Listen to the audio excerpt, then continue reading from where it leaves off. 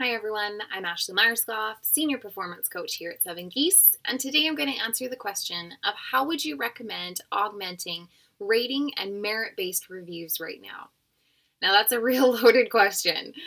We always recommend when you're changing a process that is organization-wide to take it in bite-sized pieces rather than all at once.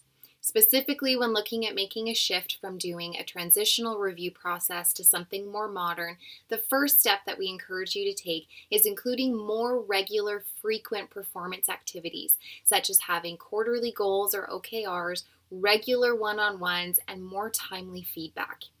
These performance activities provide a performance checkpoint along the way for your team members so that they can make changes there in the moment really quickly. Then when it's time for a performance conversation that influences compensation, there shouldn't be any surprises. Now notice that I said influences compensation. A strong review process will have multiple data points that influence compensation decisions, whether it be for bonuses or merit increases. A strong process will include elements such as goals or OKRs, KPIs, competency mastery, contributions to culture, and many, many more.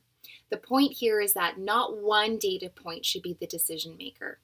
Now, the next tip that we encourage you to look at in terms of making that shift from a more traditional approach to a modern is really looking at the root cause for the desire for change. Have team members shared that they feel that process is unfair? Is performance not actually improving after a review has been completed? If so, then let's look at the process itself. What are we measuring? Is it perceived fair, and do those measurements actually impact performance? What does that measurement actually have influence over, and how much influence do our team members have at moving that measurement? All of those components can make for a strong review process. And when we've worked with many of our customers, we found that their ratings and merit-based reviews are actually in good shape. We just tweak what it is that they're measuring and how often they're measuring it.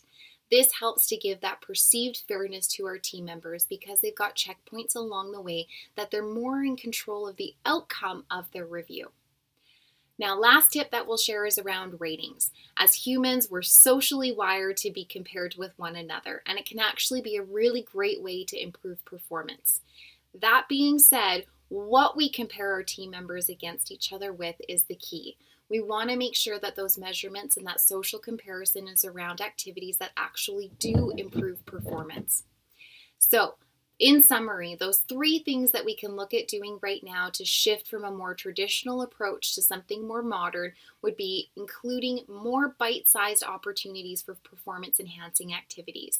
This would be your quarterly goals or OKRs, regular one-on-ones with performance at the heart of the conversation, and more timely feedback. Next, we encourage you to look at your process as a whole and really understand the root desire to change. Last up, we want to make sure that you're including multiple data points in your review so that there isn't just one element that is leading the charge for that compensation decision. To learn more and to see how we do our reviews here at 7 Geese using 7 Geese, reach out for a tour.